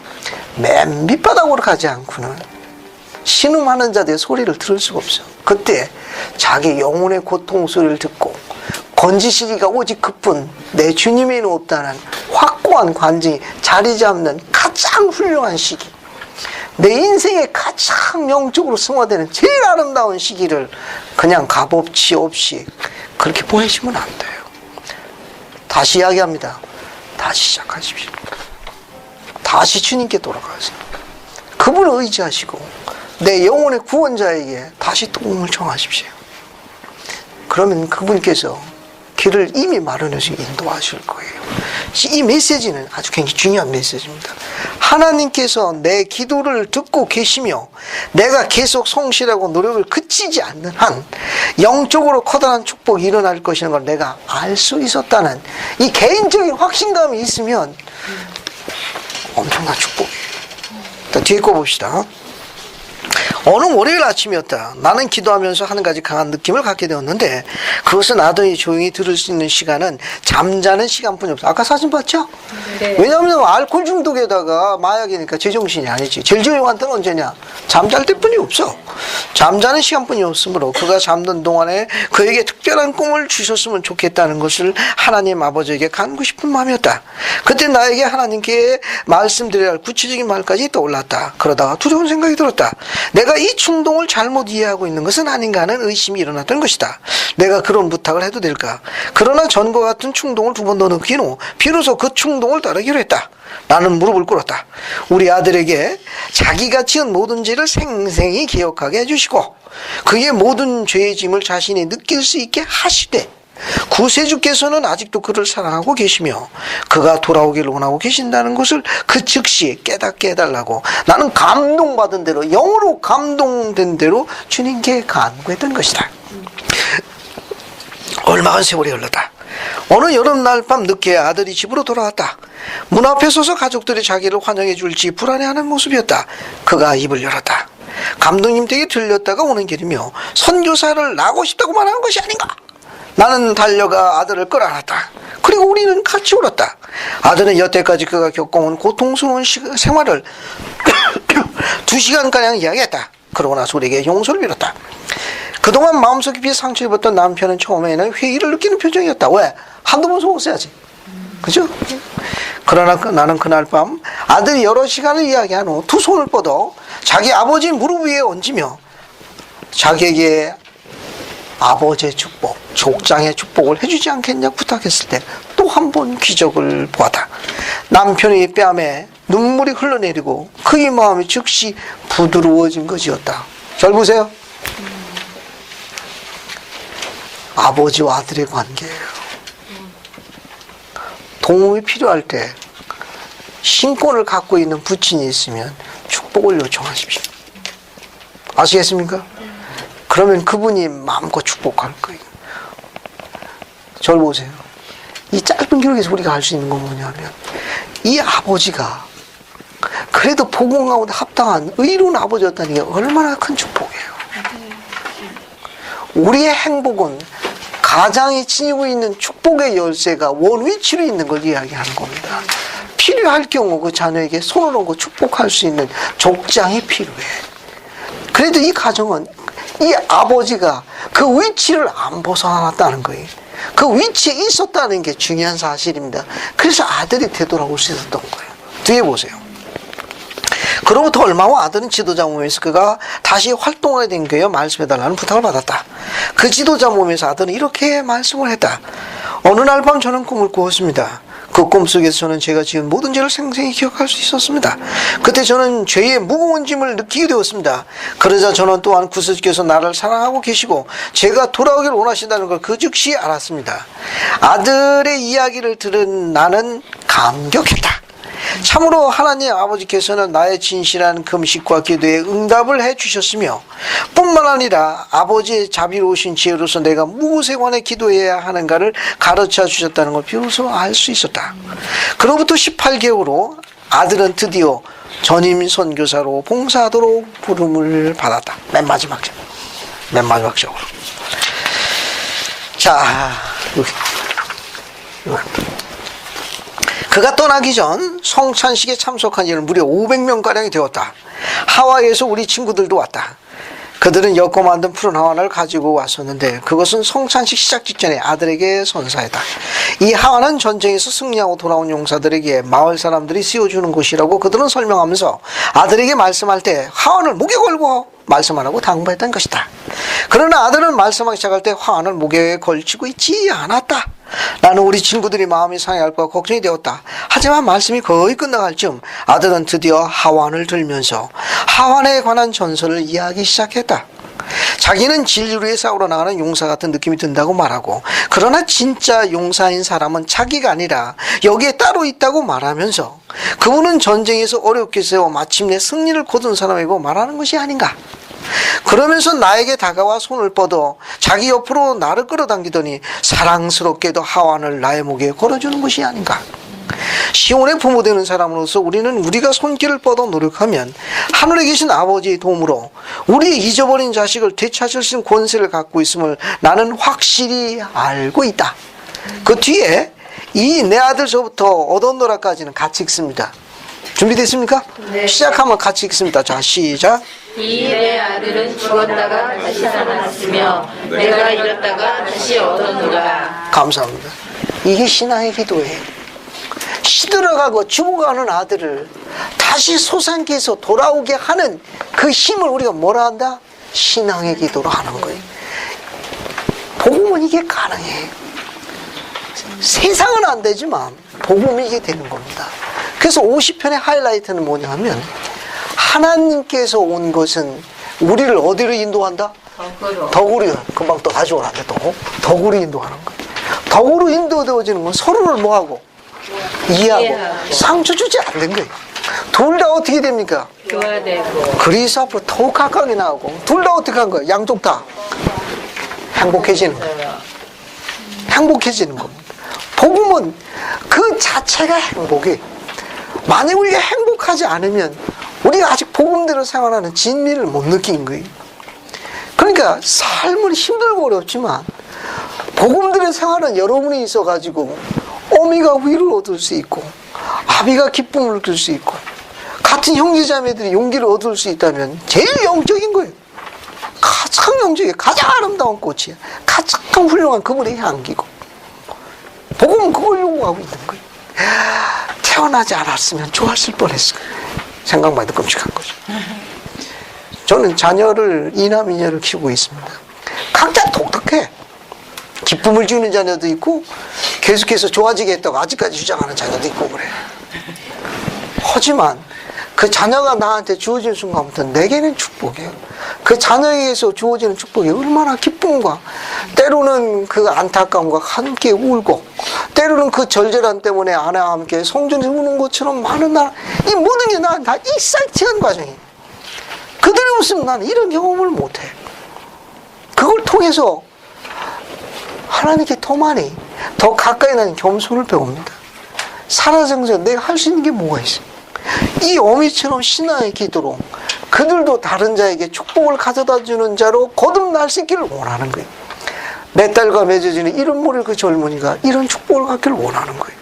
내 아들에게 단비처럼 맞은 운명 같은 그 여인이 이런 기쁨을 맞이하기를 누릴 수 있기를 원하는 거예요. 이런 욕심 가지면 소망 가지면 안 되나요? 큰일 나는 거예요. 시들어가고 죽어가는 세상에서 눈길조차 보지 않는 것들을 하나님께 내게 허락하셔서 소생케 하여 갖고 쓸 수 있고 늦게 아름다운 향기가 그렇게 필수적하면 그렇게 하면 안 되는 거예요.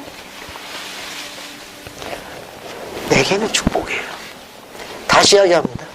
장애가 없으면 하나님께 가까이 못 가. 제한받는 게 없으면 겸손해지지 않는 거예요. 제한받는 결점과 약점을 장애를 축복으로 여겨야만 신앙의 기도의 진미를 이해할 거예요. 그렇지 않는 한 이 진미를 이해하기가 어려워. 장애를 사랑하십시오. 그것도 일부러 만들어라는 건 아니에요. 고약해. 하지만 장애가 없으면 다른 사람들 지키기가 어려워요. 보살피기 어렵다. 그런 말입니다. 자, 또 뒷부분으로 또 갑시다. 또 어딜 보시는가 하면 55편 보세요. 교리하성야 55편 1절로 넘어갑니다. 자, 교리하성야 중간 부분이 여러분 다 읽어보시면 돼요. 55편 1절만 보세요. 교리하성야 55편 1절 위에서부터 하나 둘 셋 넷 다섯 번째 줄 봐요. 찾았어요? 네. 만일 거기 밑줄에 만일 네가 나의 영광만을 전념하여 구하면서 이를 행하면 거기 밑줄에 거기 위에서부터 다섯 번째 줄이에요. 55편 1절에 만일 네가 나의 영광만을 전념하여 구하면서 이를 행하면 거기 밑줄 치시고 거기다 성구 하나 적어놔요. 거기 55편 1절 옆에다가 그 교리하성야 88편 67에서 68절 이렇게 하나 적으세요. 그래서 68편을 한번 가봅시다. 88편 가죠. 88편 67절부터 68절까지 한번 다 읽어볼게요. 찾았습니까? 네. 자, 한번 읽어볼게요. 저기 김희선 자매님 찾으셨으면 한번 읽어보세요. 67절부터 68절까지. 그리고 만일 너희 눈이 네, 맞습니다. 순전하여 나의 영광만을 전념하여 구하면 너희 온몸은 빛으로 충만하게 될 것이요 너희 안에 어둠이 없으리니 빛으로 충만하게 된 그 몸은 모든 것을 이해합니다. 그러므로 너희는 자신을 성결하게 하여 너희 생각을 오로지 하나님께로만 향하게 하라. 그리하면 너희가 그를 볼 날이 이르리니 이는 그가 너희에게 자기 얼굴을 드러낼 것입니다. 그리고 이 일은 그가 정한 때에 그가 원하는 방법대로 또 그 자신의 뜻에 따라 이루어지리라. 감사합니다. 여러분 67절 다시 보세요. 그리고 만일 너희 눈이 순전하여 나의 영광만을 전념하여 구하면 너희 온몸은 무엇으로 충만하게 될 것이요? 빛으로 충만되니까 너희 안에 뭐가 없다고 그랬습니까? 어둠이 없어요. 빛으로 충만하게 된 그 몸은 모든 걸 뭐 한다? 이해한다. 그렇게 되어 있습니다. 즉 이 55편 1절에 보면 하나님의 영광만을 전념하여 구하는 자. 이 구하는 자는 빛으로 충만하게 된 모든 걸 다 이해한다고 그랬습니다. 이 하나님의 영광만을 전념하는 자가 되기 위한 세 가지 요소가 있습니다. 그럼 어떤 자가 하나님의 영광을 전념하는 자냐? 어떤 자가 하나님의 영광을 전념하여 구하는 자 알 수 있냐? 세 가지가 있습니다. 그 중에 첫 번째가 뭐냐면 안식이에요.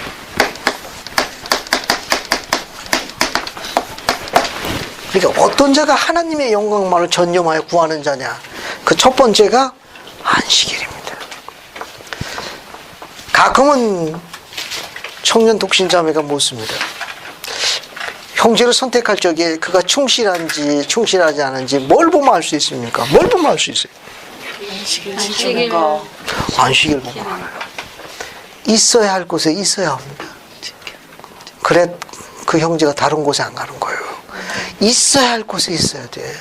있어야 할 곳에 안 있으면 나중에 골치가 아픈데 아 머리 아파. 자다가도 몇 번씩 벌떡벌떡 일어나야 돼. 하나님의 영광을 전념하여 구하는 자의 첫 번째 특징이 뭐냐면 그 어떤 자냐? 첫째는 안식일이에요. 안식일이 그렇게 중요한 거예요. 제가 조끼를 입고 있죠? 네.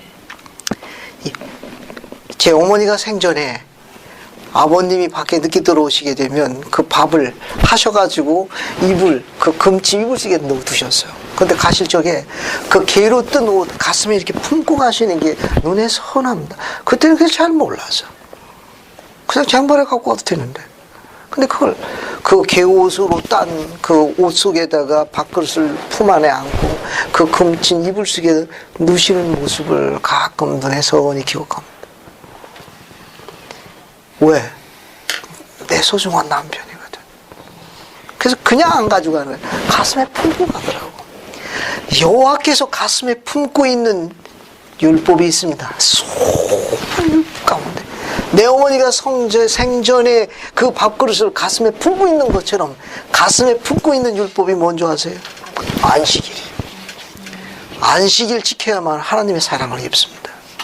안식일을 지켜야만 여호와께서 그 자를 품 안에 안는 거예요. 됐어요? 이 율법이 그렇게 중요한 율법이에요. 이 율법은 여호와께서 품에 끌어안고 있는 독특한 율법입니다. 안식일을 사랑하십시오. 아무리 강제도 지나지. 이 날이 제일 행복하고 기쁜 날이 돼야 돼. 그런 평생 없길 바랍니다. 저는 개종한 지 얼마 안 돼가지고 교회 가고 싶어 눈 뜨니까 새벽 3시야. 좀 이따가 나중에 6시까지 버텼다가 결국은 새벽에 일찍 교회를 갔지. 그런 정세가 있으면 안 됩니다. 그걸 광신도라고 그러거든. 해가 왜 이렇게 안 떠? 교회 가야 되는데. 미쳤지. 그때는 아침에도 입고 저녁에도 입고 왔어. 교회가 찌깐해가지고 말씀서도 잘 안 해.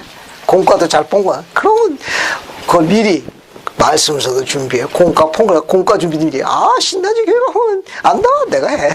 저녁에 또 하나. 저녁에도 해. 광신도지 광신도. 꼭 그렇게 원하는 건 아니지만 저는 안식일이 좋았어요. 그날은 그분께 위로받는 아주 아름다운 그 당시 그게 제가 있던 집은 청주 지부인데 그 지부 그 옥상에 있습니다. 그 옥상에 올라가가지고 당시는 이제 저녁 6시 반에 성찬식 예배를 봤어요. 그 옥상에 올라가가지고 회원들 다 갈 때까지 기다리고 있었어요. 내 개인적인 목표가 있었거든. 지부장님보다 먼저 와서 지부장님보다 늦게 갔다는 게 내 목표였어요. 그 지부장님 먼저 가나 하고 왜 이렇게 안 가신대요? 미쳤지. 이 정세가 심상치 않은 정세. 그렇게 생활했어. 그리고 중간에 가게 되면 지부장님한테 물었어. 혹시 또 뭐 시키실 일 없으세요? 근데 나중에 그러니까 부름이 7개가 되더구만. 너무 통해받아가지고. 제일 아름다웠던 시간. 안 그러면 주중에 내가 위로받지 못한 세상의 조롱으로부터 마음을 위로받지 못했습니다. 그날만 위로받았어요. 그래서 그날이 너무너무 좋았던 겁니다. 그날이 너무너무 행복했어요. 안식일을 사랑하십시오. 안식일은 충실함과 관계가 있어요. 충실함과 관계가 있습니다. 잘 기억하세요. 하나님의 영광을 전념하는 자의 첫 번째 특징은 뭐냐? 수많은 율법 가운데 안식일과 관련이 있어요. 안식일을 기억하여 거룩하게 지키는 형제를 눈여겨봐 주십시오. 약간 세상적인 스펙이 좀 빠진다 하더라도 좀 플러스 알파를 감해 주시면 좋을 것 같아요. 사는 동안 약간 좀 불편할지는 모르지만 그래도 이게 주님의 시간은 뭐 긴 시간 아니니까 차츰차츰 나아질 거예요. 좋아질 거고. 이만큼 안식일은 굉장히 의미가 있습니다. 자, 우리가 갖고 있는 다른 기록 하나 살펴볼게요. 그러면 충실한 사람의 몇 가지 특징이 있는데 그 특징이 어디 있는지 엘마서 18장 한번 보세요. 엘마서 18장. 엘마서 18장 한번 봅시다. 엘마서 18장 어디 보시는 거면요. 요 손구가 아닌데 가만히 있어 봅시다. 맞는데 10절 엘마서 18장 10절 시몬 이제 한번 읽어봐요. 10절 이제 라모나의 왕은 암몬이 그의 말들과 그의 병거들을 예비하고 있다 함을 듣고 암몬의 충실함으로 인하여 더욱 놀라 이르되 정녕 이 사람같이 충실한 종은 나의 모든 종들 가운데 있지 아니하였나니 이는 실로 그가 내 명령을 모두 기억하여 시행하며 감사합니다. 여기 나무나 형이 암몬에 대해서 기록한 건데 암몬에 충실하면 어떻게 놀랐습니까? 뭐 어떻게 놀랐어요? 거기 이보다 이렇게 충실한 종이 이전에 한 명도 없었다고 그랬습니다. 그럼 지금 암몬은 이 경전의 기록을 유추해 볼 적에 지금 어떤 일을 하고 있었어요? 감사합니다. 앞에 보세요. 설명을 요약할게. 암몬은 전직이 어떤 사람이었어요? 모사의 왕의 왕자 아니었습니까? 복음을 전파하고 지금 뭘로 와 있는 거예요? 라무나에 뭐가 되어 있습니까? 종으로 와 있어요. 종으로 와서 그가 있는 직분이 뭡니까? 지금 하고 있는 일이 마국 가르침 일하고 있잖아요. 그죠? 중요한 겁니다. 여러분 이력서에 마국 가르침 일했던 걸 쓰면 여러분 인사 담당자가 높이 평가합니까? 어떻게 생각할 것 같아? 마국간 기록 여러분 이렇게 쓰면 어떻게 생각할 것 같냐고. 쳐다보도 않아. 하지만 그 마국간에서 누가 출생했죠? 우리 주님이 출생했어요. 우린 영적인 마국간에 가 있을 이유가 있어요. 세상에서 알아주는 데는 아니지만 주님이 계신 곳이. 영적인 마국간을 그분이 기억하고 있다는 걸 기억해야 돼. 영적인 마국간에 가 있으면 손해가 엄청 많지. 안 알아주니까. 세상에서 눈길조차 안 주니까. 그곳에 있는 우리 자녀들은 엄청나게 답답하고 멍청하다고 생각할 수 있어요. 아무도 인정 안 해주고 아무도 알아주지 않아. 하지만 영적인 마국간은 주님께서 축복하시는 장소예요. 나무나의 왕은 이 영적인 마국간에 있는 암몬에 대해서 기록을 남겼습니다. 이보다 더 충실한 자가 없었더라 라고 기억하고 있어요. 즉 충실한 자는 이 마국간과 말을 치우는 일이 큰 대사입니까? 작고 사소한 일입니까? 작고 대수롭지 않은 일이에요. 하지만 안무는 어떻게 했어요? 정성을 다해서 다 했어요. 충실한 사람, 작고 사소한 일에도 최선을 다한다는 걸 기억해야 돼요. 우리의 감동은 작고 사소한 곳에서 오는 거예요. 큰 데서 오는 게 아니에요. 잘 기억하십시오. 여기 엘마서 18장 10절 보면 뭐가 나와 있는가 하면은 작고 사소한 것을 정성을 다해서 임무를 수행해야 합니다. 거기서 감동이 오는 거예요. 거기서 감동. 또 하나 안무는 나무나이 볼 때 일을 한 겁니까? 안 볼 때 일을 한 겁니까? 안 볼 때. 충실한 사람 안 볼 때 더 잘해. 알겠어요? 네. 안 볼 때 더 잘한다고. 충실한 사람 몇 가지 특징이 있는데 작고 사소한 곳에 최선을 다합니다. 정성을 다해요. 또 하나는 안 보는 데서 일할 줄 아는 사람, 일하는 사람이. 그 자가 일할 줄 아는 스스로 움직이는 사람이에요. 안 보일 때 일을 하는 사람, 그 사람이 충실한 사람입니다. 또 어떤 특징이 있는가 하면은 지금 나무나의 왕이 임무를 명령했을 때 그때 마지못해서 했습니까? 아니면 미리미리 준비하고 있었습니까? 미리미리. 안문의 특징이에요. 이처럼 미리미리 준비한 종을 발견하지 못해서 그래서 나무나왕이 감동받았던 거예요. 자, 충실함은 그 안에 어떤 특징이 있는가 하면은 작고 사소한 일에 정성을 다한다는 거. 안 보이는 곳에 일을 더 잘해. 그 다음에 미리미리 준비하는 사람이 충실함과 관련이 있습니다. 어디서 오느냐? 안식에서 오는 축복이에요. 주중 내내 준비해야 돼요. 꼭 따라서 하는 건 아니지만 토요일 날은 구두약을 칠해야 되는 거예요. 잠자리 들기 전에 학교 가는 학생처럼 공과가 모든 걸 전부 다 가방을 탁 놓고 그래서 신문지에다가 구두를 하면 자녀들이 전부 구두 갖고 옵니다. 애들이 닦아주었더니 우리 것도 같이 닦으라. 뭐야 이거? 아이들이 내일 교회 가는 날 그러면 와이셔츠, 양복 전부 다 갈 거 똘똘 자녀들에게 가르치는 거죠.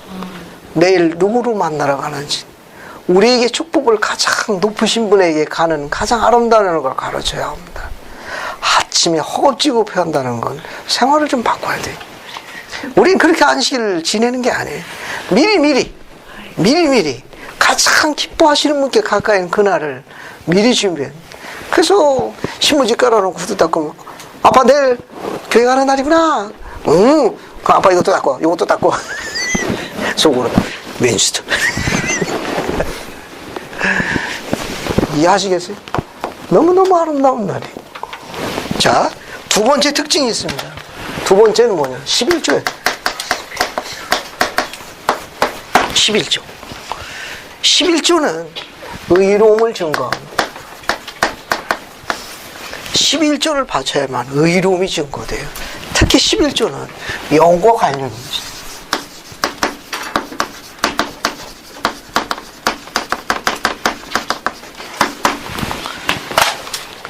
그게 11조를 통해 가지고 한원의 문이 열려서 내오르는 말할 수 없는 큰 축복을 받습니다. 영과 관련이 있어요. 멜기세덱 신분을 수여한 이스라엘 장로가 11조를 안 내면 영의 제한 받습니다. 후기 성도로 불리우는 성도가 11조를 안 내면 결코 행복하지 않다는 걸 기억하셔야 돼요.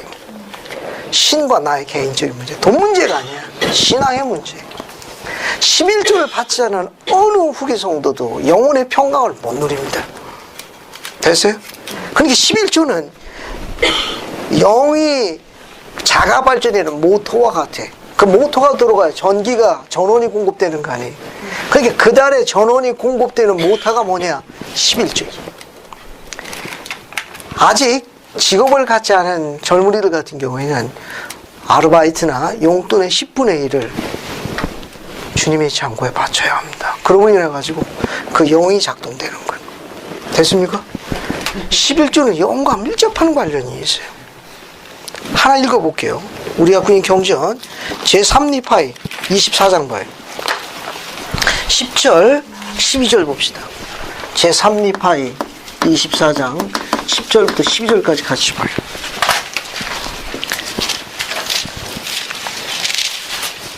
같이 보세요.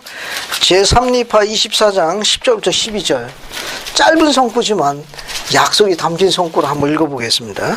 만군의 주가 이르노라 너희는 모든 11조를 창고에 들여 나의 집에 양식 있게 하고 그것으로 이제 나를 시험하여 내가 하늘의 창을 열고 너에게 복을 받을 것이 없도록 붙지 아니하거라. 그분에게 시험하라고 허락된 율법이 이 11조예요. 11절 12절 한번 봅시다. 우자면 한번 읽어보세요. 11절 12절. 또 내가 너희를 위하여 삼키는 자를 꾸짖으리니 그가 너희 토지 소산을 멸하지 아니할 것이며 밭에 있는 너희 포도나무도 기한 전에 그 실과를 떨어뜨리지 아니하리라. 만군의 주가 이르노라 또 너희가 아름다운 땅이 될 것이므로 열방이 너희를 복되다 하리라. 만군의 주가 이르노라. 감사합니다. 잘 보세요. 이 11조에 대한 거 돈 문제가 나오니까 약간 얼굴들이 굳어지는 분이 있을 수 있어가지고 거기 담겨져 있는 약속을 이야기할게요. 이 11조는 약속된 축복이 있습니다. 그 축복은 뭐 하려 있는가 하면 거기 11절 보면 내가 너희를 삼키는 자를 뭐 하리니? 꾸지리니. 우리가 갖고 있는 말라기에는 황충으로 번역되어 있어요. 메뚜기. 황충으로 번역되어 있는데 여기는 삼키는 자로 번역되어 있습니다. 그러니까 우리가 삶을 살다 보면은 자신도 모르는 사이에 삼키는 자가 나타나서 우리 걸 송두리째 뺏어갈 수가 있어. 알겠어요? 중요한 거 설명하는 겁니다. 세상은 여러분 뜻대로 안 돼. 앞으로 이제 배우게 될 거예요. 자기 뜻대로 안 된다니까. 선하게 살았음에도 불구하고 고독하시는 수가 있습니다. 그건 내 잘못도 아니고 다른 사람이 할 때 더 가슴 아프지. 내가 했으면 더 억울하지. 내가 못생겨서 그런 거니까. 근데 제3자리라 가지고 오늘 하루아침에 다 없어지는 거냐. 몽땅 싹거다가 메뚜기는 갉아먹고 그냥 바닥을 그냥 아무것도 없어요. 그걸 삼키는 자라고 그래요. 우리 삶에서 이런 일이 있을 수 있습니다. 11조는 그 삼키는 자를 주께서 꾸짖겠다고 약속하셨어요. 또 뭘 약속하셨는가 하면 토지 소산을 멸하지 못게 하고 밭에 있는 너희 포도나무가 기한 전에 그 열매를 떨어지지 않을 것이라. 잘 보세요. 부모의 열매는 뭐가 열매예요? 우리 자녀들이에요. 이 자녀들이 어때요? 기한 전에 떨어지지 않고 그 포도가 너무너무 예쁘고 맛있게 익어가지고 어때요? 비싼 값에 팔려야지. 헐값 말고 비싼 값에. 이해하시겠습니까? 그렇게 하시겠다는 율법이 11조예요. 우리 자녀에 대한 축복도 확장돼서 포함하고 있는 너무너무 아름다운 율법이 11조예요. 돈 문제라고 천만의 말씀. 신앙과 영의 문제. 신앙과 영의 문제입니다. 스테이크 회장으로 봉사할 적에 청년 모임에 가면 이렇게 지원하고 있습니다. 청년 여러분. 용돈의 10분의 1을 매달 첫 번째 금식 주일날 감독님에게 바치세요. 나중에 주님께서 그런 청년을 축복해가지고 세일 때마다 펑펑 기쁨을 주는 능력 있는 남자를 줄지 누가 압니까? 애들이 하더라고. 주님은 약속을 지킬 거예요. 주님은 반드시 약속할 겁니다. 만약에 그 청남의 용돈의 10분의 1을 지키게 되면 풍성한 포도 열매를 맺게 해주는 담비 같은 아내를 축복해 주실 거예요. 주님이 그렇게 하실 거예요. 이 약속은 굉장히 의미가 있습니다. 11조만큼 의로움을 증거하는 율법이 없어요. 지금 진로, 진학, 취업, 결혼 이런 문제에 젊은이들이 마음고생이 많아요. 주님의 창고에 11조 드리십시오. 후하게 드리세요. 주님은 그분의 방법으로 축복할 거예요. 누가 합니까? 내 세포를 축복할지 심장을 아무도 어떻게 될지. 왜? 하늘의 창을 연다는 창이 복수예요. 윈도우스 오브 헤븐이에요. 하늘에 문이 많아. 그분이 보시기 좋을 때마다 문을 열어서 감당할 수 없도록 하시겠다니까. 한번 시험해 보세요. 정말 그렇게 하시는가? 이 11절 너무너무 위대한 축복이에요. 믿거나 말거나 시리즈 하나 더 이야기하게. 어느 한 분이 아들을 키웠는데 그 어린 아들이 땅콩을 먹다가 이 땅콩을 이 아들이 그냥 먹는 게 아니라 던졌다가 이렇게 먹죠. 무슨 아들 그래 그냥 안 먹어. 이렇게 던졌다가 먹었는데 그 땅콩이 목에 걸린 거예요. 기도에. 그래서 아이가 새파랗게 질렸습니다. 그래서 그 아버지가 그 아이를 오래전에 이야기해 병원으로 이제 가고 있는 중인데 아무래도 죽을 것 같다라는 거예요. 애가 사납게 실려가지고. 그럼 뭔가 주님께 기도해야 되겠는데 그냥 기도하면 안 들어질 것 같다라는 거예요. 그분이 아비가 이렇게 기도했대. 제가 지금까지 11절 거는 일이 없지 않습니까? 제가 매달 정직한 11절을 아버지께 드리지 아니하였습니까? 이 아들을 살려주세요. 그러면 남은 세월도 온전한 11절 창고에 드릴 것이고, 이 아들을 돌려주면 이 아들의 이름으로도 창고를 드리도록 하겠습니다. 살려주세요. 11절의 이름으로. 병원에 도착했습니다. 병원에서 그래서 이 아이가 살아있는 게 기적입니다. 애가 살았습니다. 선교사 갔다 와서 봉사도 열심히 했어요. 땅 공사권의 일명. 11조는 기도의 응답도 강력한 거예요. 세상에 공짜가 없다는 거. 세 번째, 성전의식이에요. 성전의식은 천사가 수종 들어줍니다. 뒤에서 설명할 게 있으니까 간단하게 설명할게요. 마태복음 4장 11절 뒷줄 한 절만 보세요. 뭐라고 되어 있나 한번 보세요. 마태복음 4장 11절 뒷줄 하나만 보세요. 천사들이 나와서 수종드리라. 감사합니다. 4장 11절 맨 끝에 줄 보세요. 천사들이 나와서 수종드리라. 그죠? 성전의식은 천사들이 수종드리는 의식이에요. 정리해 보겠습니다. 성전을 자주 출입하는 자에게 고든비 힝클 회장님께서 약속하신 축복이 뭐였죠? 더 나은 사람, 더 나은 남편이 되는 거예요. 더 나은 아버지가 되는 거예요. 더 나은 딸이 되는 거예요. 더 나은 아내가 되는 거예요. 더 나은 어미가 되도록 천사가 수종들어온 곳이 어디예요? 성전이에요. 우리가 갖고 있는 시편 하나를 마지막으로 읽어봅시다. 우리 시편 65편 보세요. 65편 어디로 65편 한번 보세요. 4절 65편 4절 시편 65편 4절 한번 보세요.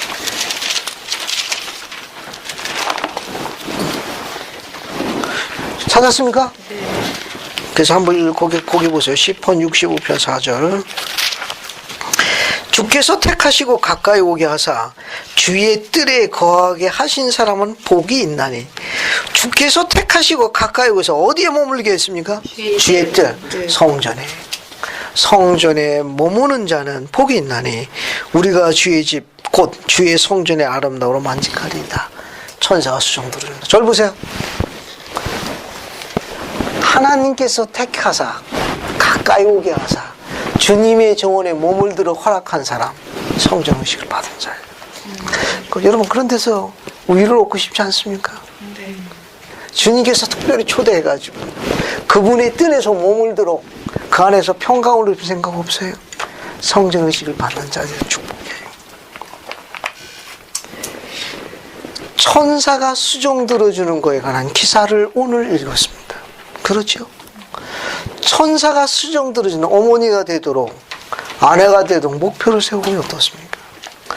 천사가 수종 들어주는 남편이나 아버지가 되도록 생활해보면 어떻습니까? 삶은 제한됐지만 피를 흘려 낳아준 어미에게 지쳐가지고 그 부분에 대해서 내게 위로를 주지 못할 수도 있는 아비가 있지만 천사가 수종 들어주는 아들처럼 기쁨의 메시지를 전해준 아들로서 딸로서 목표를 가져보면 어떻습니까? 경전의 기록은 선명히 천사들이 나와 수종들이라. 천사가 수종 들어줄 수밖에 없게끔 자녀가 되도록 생활해보니 어떻습니까? 시들어가는 내 아들과 딸을 천사가 수종 들어줄 수 있는 강력한 기도를 하나님께 소청하는 어미가 된다는 목표는 어떻습니까? 천사가 동행할 수 있는 강력한 축복을 할 수 있는 아비가 되도록 목표를 세우면 어떻습니까? 기록은 간단해요. 천사들이 나와 수종들이라. 우리를 그런 자를 주께서 가까이 오게 하사 주위에 머무르게 한 주의 영에 감동된 자로 묘사하고 있습니다. 그런 자가 되게 하십시오. 주님의 영은 우리를 덕으로 인도합니다. 덕으로 인도한다는 건 사랑하는 이들에게 축복을 가져다 주는 구원의 능력과 자립의 능력을 갖고 굳게 서는 걸 의미하는 거예요. 그때 그가 복된 자예요. 그때 그가 신성하고 거룩히 되었다고 표현합니다. 목표를 한번 세워보세요. 예수 그리스도로 합니다. 아멘. 아멘.